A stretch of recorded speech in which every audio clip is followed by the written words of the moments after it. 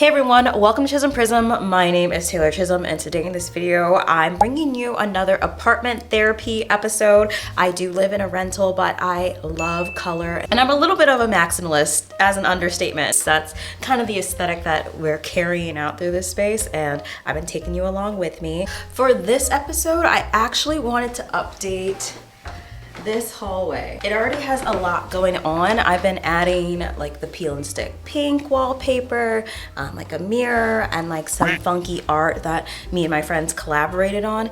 But there's something that has been bothering me since the day I moved in here, and it's the dreaded boob light.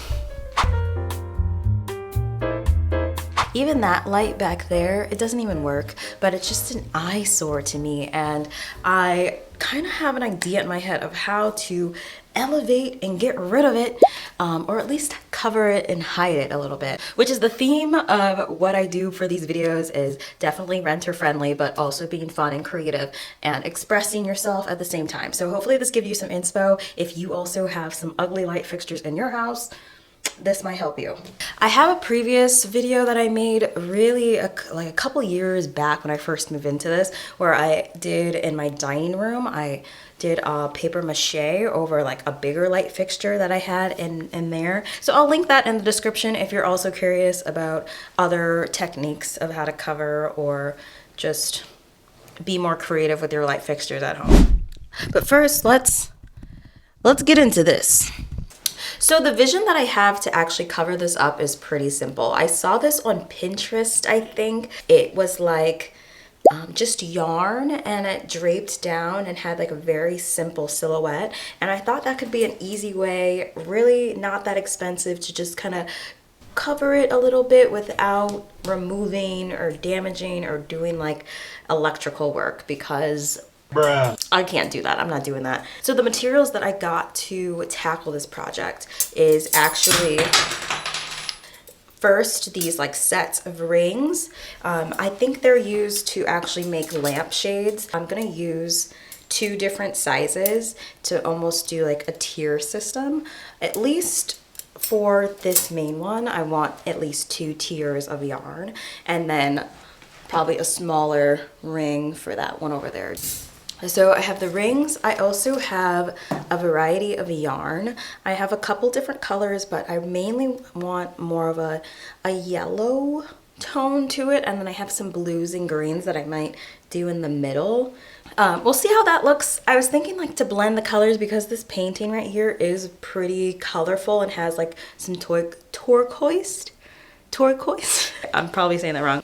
It has like some of that cyan color, so I want to bring that into the chandeliers and see how that looks. And to hang it up, I actually have a couple of command strips that I'm going to use.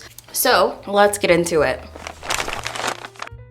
To start off, I got my 2 rings and just kind of measured about 6 inches of string so I can make sure that it hangs evenly. So it's about 6 inches, 7 inches long. I think I did shorten it a little bit at the end, but not to worry. That's easy to adjust. Then you're gonna go ahead and take your yarn, and I measured about 20 inches and just kept cutting a lot of these pieces. You'll need a ton of yarn, more yarn than you think you'll need. I used about 10 balls of yarn to make this for the 2 pieces that I needed. And remember, you're gonna fold this in half anyways, so just double the amount that you'll think you'll want the length to be in half. 5 hours later. So admittedly, I have been here cutting this yarn for about 2 hours, and I realized I don't know if I want to use all of this color. We'll see. I might change my mind. If you're doing this project, just plan this in advance and probably don't go as wild as me. I wasted a lot of time cutting this other yarn, but sometimes that's just how it goes. For me, I was reusing a lot of the yarn that I already had laying around my house, which made this project super cheap. But at the same time, get a color that you really like. just a solid color. It could also look much cleaner, much easier to organize. I ended up just doing a ring of a rainbow around, but there's so many different techniques you could use to how to apply it or even add different fixtures to it.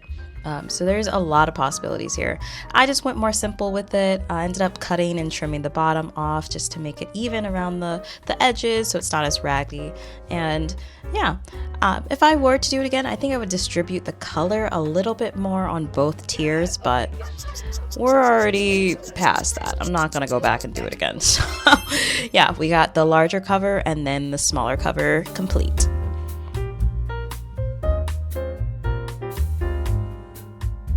Hours later. Hey, so it's actually a different day. It took me a lot longer than I thought it would to make the lamp itself, but here we are. So I'm gonna hang them up for you guys and we get to see what it looks like. So to install these, I'm actually gonna use command strips. I'm gonna put 2 of them on the ends here and just kind of pluck it up there. It's very lightweight, so it's not heavy at all. I don't think it's gonna fall. And once I move out or whatever, I'll just peel it off because renter friendly.